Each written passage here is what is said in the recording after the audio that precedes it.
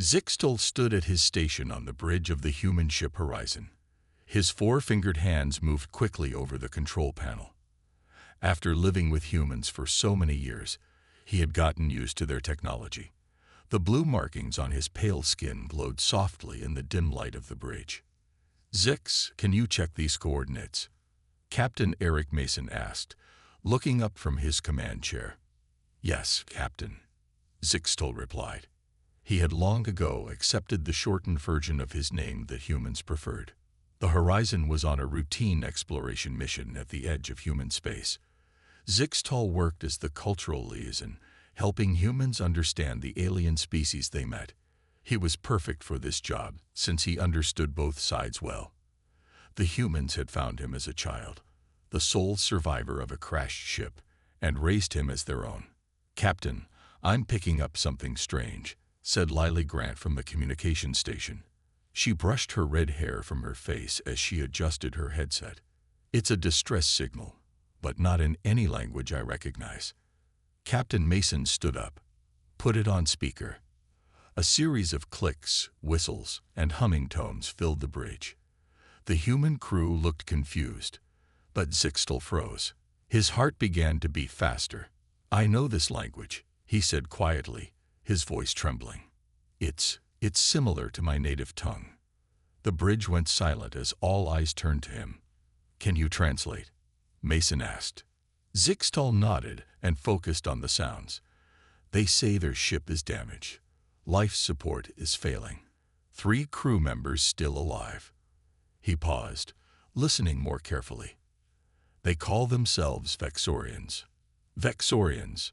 Science Officer Paul Winters looked up from his station. "We've never encountered that species before. They're distant relatives of my people," Zixtel explained, his voice a mix of excitement and worry.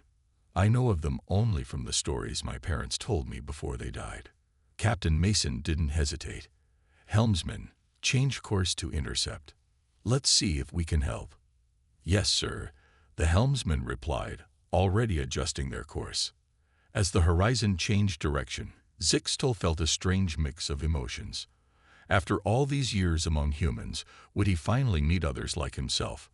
What would they think of him, raised by a species they had never met? 6 hours later, the Horizon arrived at the source of the distress signal. Through the main view screen, they could see a ship unlike any in the human fleet. It was sleek and curved, with no sharp edges, but clearly damaged. One whole section was torn open, exposed to the vacuum of space. "Life signs?" Captain Mason asked. 3 faint signatures, reported Medical Officer Samantha Hughes. "They're weak but stable." "Prepare a boarding party," Mason ordered. "Zixtel, I want you with them. Your knowledge might be crucial here." Soon after, Zixtel found himself in the alien ship alongside a security team led by Officer Greg Peters. The corridors were filled with smoke and sparking wires, but what struck Zixtel most was how familiar it all felt. The curved doorways, the height of the ceilings, all designed for beings of his stature. "Over here," called Peters from ahead. They found 3 unconscious aliens in what appeared to be the ship's control room. Zixtel gasped. They looked like him, the same blue skin markings, the same 4-fingered hands, though their clothing and some facial features were different. The medical team quickly placed the aliens on stretchers and transported them back to the Horizon. Zixtel followed, his mind racing. For the first time since he was a child, he wouldn't be the only non-human aboard. Hours later, Zixtel stood outside the medical bay, gathering his courage. Inside, Dr. Hughes had stabilized the 3 Vexorians. Captain Mason placed a reassuring hand on his shoulder. "Ready?" Mason asked. Zixtel nodded and stepped through the door. The eldest Vexorian was awake, sitting up on the medical bed. When their eyes met, the Vexorian's expression changed from confusion to shock. He clearly recognized what Zixtel was, but seemed puzzled by his human clothing and mannerisms. 2 worlds, long separated, were about to collide. The Vexorian elder stared at Zixtel with wide eyes. His blue skin markings pulsed with emotion. "You are one of the lost ones," the elder said in a language that felt both foreign and familiar to Zixtal. But you wear human clothes and stand like them. My name is Zixtal, he replied in the same language, his tongue remembering words he had not spoken since childhood. I was raised by humans after my parents' ship crashed. Captain Mason watched the exchange with interest, even though he couldn't understand the words. I am Krelnax, the elder said. He pointed to the other two Vexorians who were still unconscious. The pilot is Vorlin. The security officer is Tazkar. Dr. Samantha Hughes approached with her medical scanner. Their radiation levels are still high, but the treatment is working, she told Captain Mason. They should recover fully with time. Krelnax flinched away from the scanner. What is this device? Are you experimenting on us? He asked, his voice rising. Zixtal quickly translated for both sides. It's medical equipment, he explained to Krelnax. They're trying to heal you. Your ship leaked radiation that made you sick. We do not need human medicine, Krelnax said firmly. Our bodies will heal themselves. When Zixtal translated this, Dr. Hughes shook her head. Without treatment, the radiation poisoning will cause organ failure within days, she said. Please tell him that. Zixtal was caught between two worlds. He understood the Vexorian pride that made accepting help difficult, but he also knew the humans were right about the medical facts. Krelnax, the humans have saved my life many times, Zixtal said carefully. Their medicine is different from ours, but effective. The conversation was interrupted when Vorlin, the pilot, woke up with a gasp. She looked around the medical bay with fear until she saw Krelnax. Where are we? She asked in their language. On a human ship, Krelnax replied. They answered our distress call. Vorlin looked at Zixtal, her eyes widening in surprise. You are not Vexorian, but you are like us. How is this possible? Before Zixtal could answer, Engineer Frank Rodriguez entered the medical bay. Captain, I've examined their ship, he reported. Their drive system is unlike anything I've seen before. It could revolutionize our own propulsion technology. When Zixtal translated this, Krelnax became angry. You let humans examine our ship. The technology is not for them. Captain Mason sensed the tension. We only examined your ship to see if it could be repaired, he explained, with Zixtal translating. We want to help, not steal your technology. Why would you help us? Vorlin asked, more curious than hostile. Our peoples have never met before. Humans help those in need, Zixtal explained. It's one of their strongest beliefs. A strange concept, Krelnax said. In our culture, accepting help creates a debt that must be repaid. It is shameful to be indebted. As Zixtal translated, Captain Mason nodded in understanding. Then consider this an exchange, not charity. You can teach us about your culture and history. That knowledge would be valuable to us. This approach seemed to ease Krelnax's concerns somewhat. He spoke quietly with Vorlin in their language, too softly for Zixtal to hear. Later, after the humans had left the medical bay, Krelnax beckoned Zixtal closer. You have forgotten the ways of your ancestors, the elder said quietly. You think like a human now. I was a child when they found me, Zixtal replied. They raised me as their own. And yet your blood remembers who you truly are, Krelnax said. Soon you must choose where your loyalty lies, with humans or with your own kind. Zixtal left the medical bay troubled. For the first time since childhood, he felt torn between two identities. The comfort of his human life suddenly seemed uncertain, as echoes of his original culture awakened within him. The next day, Captain Mason called an emergency meeting. Zixtal, the ship's officers, and Krelnax gathered around the large table in the conference room. On the screen was a 3D image of the damaged Vexorian ship. We found something concerning in your ship's data, said Tactical Officer Greg Peters. He tapped on his tablet, and new images appeared on the screen. They showed another alien ship, dark and sharp-edged, with weapons firing. Krelnax's blue markings pulsed rapidly when he saw the images. The Drazkor, he said, almost in a whisper. Zixtal felt a chill run through his body at the name. Though he had never seen these aliens before, something deep inside him reacted with fear. You were running from them? Captain Mason asked. Krelnax nodded as Zixtal translated. The Drazkor have hunted my people for generations. They attacked our research outpost without warning. We barely escaped. Greg Peters pulled up more images. These attack patterns match unexplained disappearances of human outposts in the past year. He pointed to several locations on a star map. We thought it was equipment failure or pirate attacks. Now, I'm not so sure. Captain Mason turned to a screen showing Admiral Nichols Stone back at Earth Command. Admiral, this could be the explanation for what happened to the Carson Colony and Research Station 12. The Admiral's face looked grim. If it is, we need to know everything about these Drazkor. Ask our Vexorian guests to share what they know. When Zixtal translated this request, Krelnax seemed reluctant. But then Voralin, who had recovered enough to join the meeting, spoke up. The Drazkor ships have a weakness, she said. Their sensor systems cannot detect ships inside dense nebula clouds. That's how we escaped them the first time. As Zixtal translated, he felt strange memories stirring in his mind. Images of ships like the Drazkor vessels, but from long ago. The feeling was like remembering a dream. The Drazkor were enemies of my people too, Zixtal said suddenly. Everyone looked at him in surprise. I don't know how I know this. The knowledge just came to me. Krelnax stared at him with new interest. The old stories are true then, he said. Your people were said to carry ancestral memories in their blood. Before they could discuss this further, alarms blared throughout the ship. The tactical officer checked his console. Multiple ships detected at the edge of our sensor range, Greg reported. Based on the Vexorian data, they matched Drazkor design.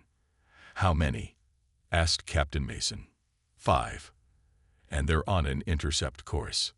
The room went quiet as everyone understood what this meant. The Horizon was mainly an exploration vessel, not built for combat against multiple enemy ships. We need to repair your ship, Captain Mason told Krelnax, and we need to work together to survive this. When Zixtal translated, Krelnax and Voralin exchanged looks. After a moment, Krelnax nodded. There is something you should know, he said. The Drazkor aren't just hunting Vexorians. They are destroying all knowledge of an ancient technology that both our peoples once possessed. A technology that could threaten their dominance. What technology? Asked Science Officer Paul Winters.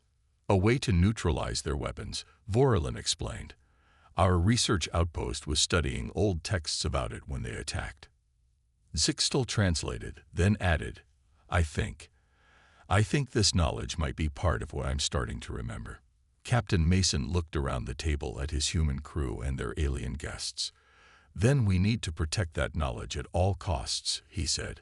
Not just for us, but for all the worlds the Drazkor have threatened. As the meeting ended and everyone rushed to their stations, Zixtal realized that his two worlds, human and alien, were now bound together by a common enemy. The choice Krelnax said he would have to make had just become much more complicated. That night, Zixtal tossed and turned in his bed. His dreams were filled with strange images, stars he had never seen, faces of people like him, and ships burning in space. He woke up with a gasp, his blue markings glowing brightly in the darkroom. There was a knock on his door. It was Dr. Samantha Hughes, looking concerned.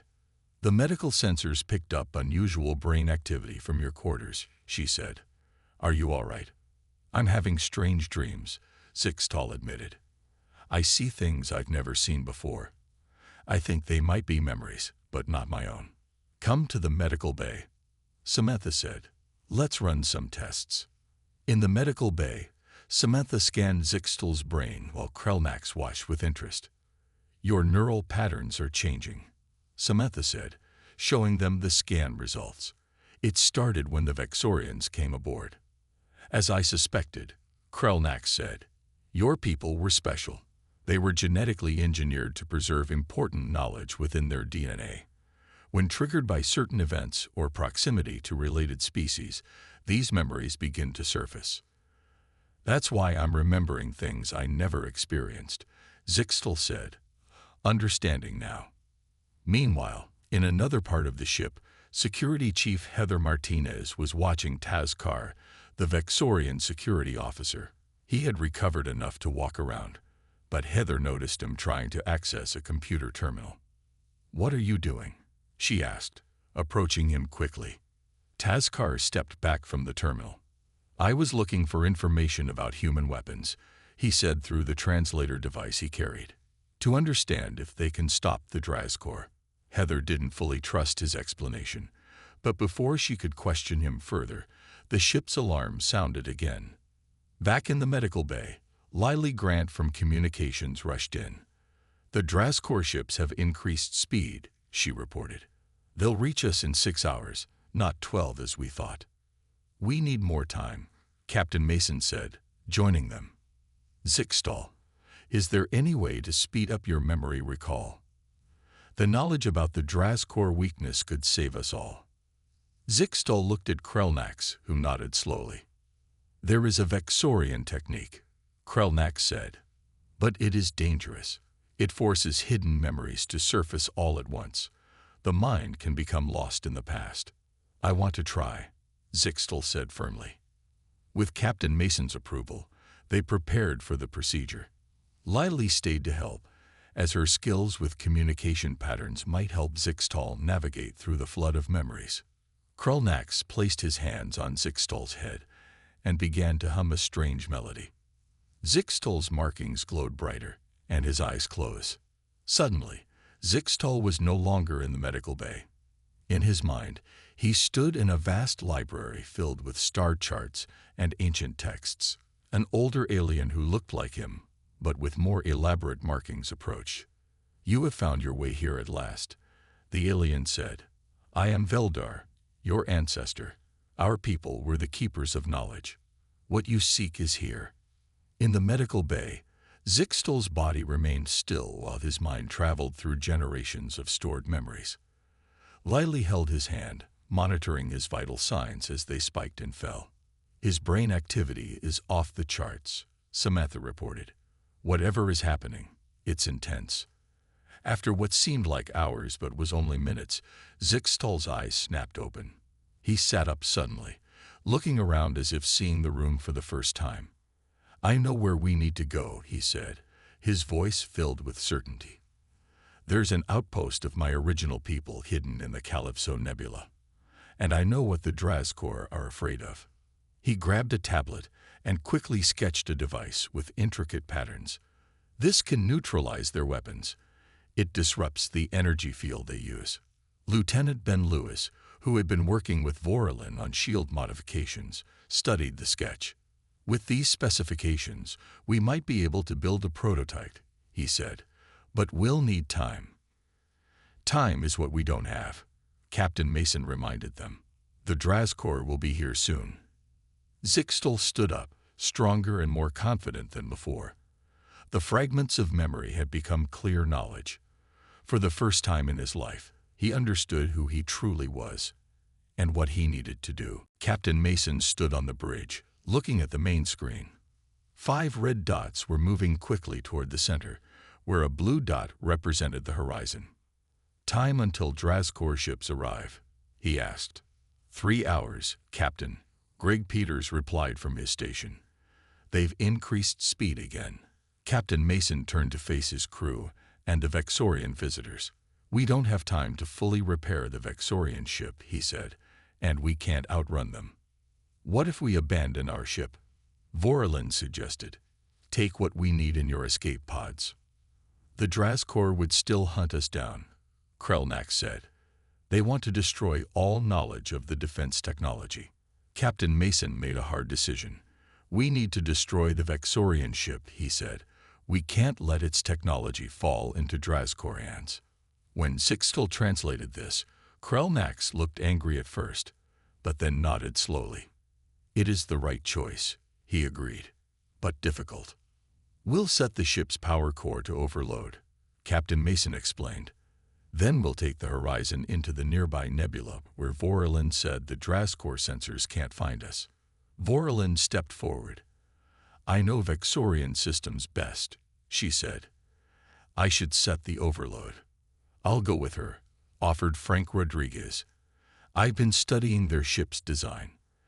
As Frank and Vorlin prepared to board the damaged Vexorian ship, Zixtol worked with Lieutenant Ben Lewis in engineering. They tried to build a prototype of the anti-Drascore device based on Zixtol's recovered memories. The energy conduits need to be aligned in this pattern, Zixtol explained, drawing a spiral shape. It creates a field that disrupts their weapon systems. We don't have all the materials your ancestors used, Ben said, looking worried. We'll have to improvise. In another part of the ship, Heather Martinez confronted Tazkar again. I need to know what you were really doing with our computer, she said firmly. Tazkar looked at her for a long moment, then sighed. I was trying to access emergency protocols, he admitted, for a hidden Vexorian outpost. It might have weapons we could use against the Drascore. Why didn't you just ask? Heather demanded. Because Krelnax ordered me not to reveal its location to humans, Tazkar replied. But I think we need any help we can get now. On the Vexorian ship, Frank and Vorlin worked quickly to set the self-destruct sequence. Your people and mine are very different, Vorlin said as they worked. But we're both good at solving problems. That's what humans do best, Frank said with a smile. We adapt. They finished their work and hurried back to the Horizon.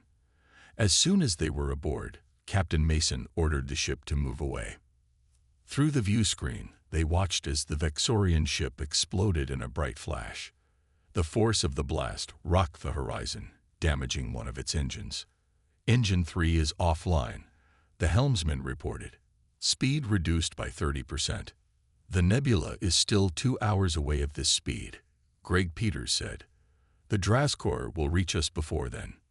We need to buy time, Captain Mason said. He turned to Zixtol. How close are you to finishing the defense device? We've made progress, Zixtol replied. But it's not ready yet. Suddenly, the ship shook violently. Red warning lights flashed on all consoles. Drascore ships have arrived, Greg shouted. They're firing on us. The first hit damaged the Horizon's main power system. The lights flickered and several systems went offline. Return fire, Captain Mason ordered. And get us into that nebula. The Horizon fired back, but the Drascore ships were stronger and faster. More hits rocked the ship, causing damage to multiple systems. Hull breach on Deck 4, someone shouted. As the situation grew more desperate, Zixtol realized they needed more than just the defense device. They needed to reach the hidden outpost in the Calypso Nebula. But first, they had to survive long enough to escape. After a desperate battle, the Horizon managed to escape the Drascore by releasing special gas clouds that confused their sensors. With heavy damage and many injured crew members, the ship limped toward the coordinates Zixtol had discovered in his memories. 2 days later, they reached the Calypso Nebula. Beautiful clouds of purple and blue gas surrounded them, hiding them from enemy sensors. The outpost should be near, Zixtol said, checking the star map. Hidden inside a large asteroid. As they moved deeper into the nebula, their sensors detected a massive asteroid floating alone.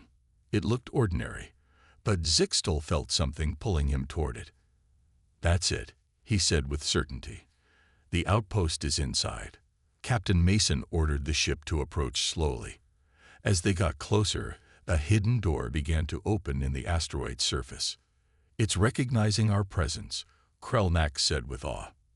The outpost knows one of the keepers has returned. The Horizon entered the opening and found a docking area built inside the asteroid. They secured the ship and prepared an exploration team. This station was built by both our peoples, Zixtol explained to Captain Mason. The Vexorians and my ancestors worked together here thousands of years ago. Chief Engineer Frank led the team that first stepped onto the station. The halls were dark until they entered, then soft blue lights came on automatically. The air was stale but breathable. "This technology is incredible," Frank said, examining the walls. "The materials don't match anything in our database." They found their way to a central chamber filled with strange equipment and old star charts. Zixtal and Krelnax tried to understand the control systems while the humans explored further. "Look at this," Samantha called from a side room. "It's some kind of medical facility." The room contained beds and equipment unlike anything the humans had seen before. Samantha scanned them with her medical device. "These could heal the radiation damage in the Vexorians completely," she said excitedly, "and help our injured crew too." Meanwhile, Zixtal and Krelnax faced challenges activating the station's main systems. Ancient security protocols prevented them from accessing important information. "We need to work together," Zixtal told Krelnax. "The system requires both Vexorian and Keeper authentication." Krelnax hesitated. "My people have always been cautious about sharing our knowledge," he said, "but these are desperate times." They placed their hands on separate panels. Their blue markings glowed in response. After a moment, the entire station hummed to life. Screens filled with information in an ancient language. "The archives," Krelnax whispered. "They're still intact." The screens showed the history of their peoples. Long ago, the Drazkor had attacked both species to steal their advanced technology. The Keepers, Zixtal's people, created a plan to preserve their knowledge by encoding it in their DNA. Then they scattered across the galaxy to hide from the Drazkor. "Now I understand why I was alone when humans found me," Zixtal said. "My parents were running, trying to protect the knowledge I carry." In another section of the station, Tazkar discovered a weapons storage area. It contained devices that looked like small discs. "These are the defense systems from the archives," he called out. "They can be adapted to your ship." Captain Mason studied the station's structure. "This place has been dormant for thousands of years, but everything still works," he said with amazement. "Your ancestors built to last." Zixtal felt a deep connection to the station. Using his newly awakened knowledge, he accessed more systems. A larger screen showed the current position of all ships in the sector. "The Drazkor fleet is searching the edge of the nebula," he reported. "They haven't found us yet, but they're getting closer." "How long before they reach us?" Captain Mason asked. "Hours, maybe less," Zixtal replied. "We need to prepare the station's defenses." As they worked to understand and activate the ancient technology, Zixtal realized that this forgotten outpost might be their only hope against the relentless Drazkor fleet. The knowledge preserved in his DNA was finally serving its purpose, bridging the gap between past and present. Captain Mason gathered everyone in the central chamber of the ancient outpost. Time was running out. The Drazkor ships were moving deeper into the nebula, searching for them. "We have one chance," he said. "We need to activate the station's defense systems." Zixtal stood at the main control panel, his hands hovering over strange symbols. "The system is complex," he explained. "It needs someone with the genetic memory of my people, but also someone who understands modern technology." "You are the bridge between two worlds," Krelnax said, looking at Zixtal with new respect. "This is why your people sent their children away." For this moment, Engineering Officer Frank and Vora Lynn worked rapidly to connect the ancient systems to the Horizon's power supply. Security Chief Heather and Tazkar prepared the defensive weapons, their earlier suspicions replaced by teamwork. "The Drazkor have found us," Greg Peters called out, watching the sensor display. 3 ships approaching fast. Captain Mason looked at his mixed crew of humans and aliens. "Everyone to your positions. This is what we've trained for." Zixtal closed his eyes and placed his hands on the control panel. He needed to embrace both sides of himself, his alien heritage and his human upbringing. The blue markings on his skin glowed brightly as ancient knowledge flowed through him. The station rumbled as long-dormant systems came to life. Outside, hidden weapon ports opened in the asteroid's surface. First Drazcor ship in range, Greg reported. Fire, ordered Captain Mason. Energy beams shot from the asteroid, striking the lead Drazcor ship. Its shields flickered and failed. The beam cut through its hull, causing explosions along its side. It's working, Frank shouted. The remaining Drazcor ships changed course, trying to find better attack positions, but the nebula limited their sensors, while the station's ancient technology could see through the gas clouds perfectly. 2 more energy beams fired, hitting another enemy ship. It spun out of control, crashing into the third ship. Both exploded in a bright flash. The device is working exactly as my ancestors designed it, Zixtel said, his voice filled with wonder. It disrupts their energy systems. More ships are entering the nebula, Greg warned. The entire Drazcor fleet is coming. Despite the danger, they all felt a new confidence. The ancient defenses were stronger than expected, and the human Vexorian team worked together seamlessly. As the battle continued, Krelnax approached Zixtal. I was wrong about you, the elder Vexorian admitted. Your human upbringing doesn't make you less of our kind. It makes you unique, able to bridge our worlds. I am both, Zixtal agreed. And now I understand why. After hours of fighting, the Drazcor fleet retreated. They had lost too many ships to continue the attack. In the aftermath, Captain Mason established communication with Admiral Stone, using the station's powerful transmitters. Admiral, we've discovered something extraordinary, he reported. An alliance between humans and Vexorians is now possible, and we have technology that can defend against the Drazcor threat. Well done, Captain, Admiral Stone replied. Reinforcements are on the way. Hold that position. Later, Zixtel stood alone in the observation dome of the station, looking out at the colorful nebula. He felt at peace for the first time since the Vexorians had arrived. Captain Mason joined him. What are you thinking about? Mason asked. My journey, Zixtel replied. For years I thought being caught between 2 worlds was a weakness.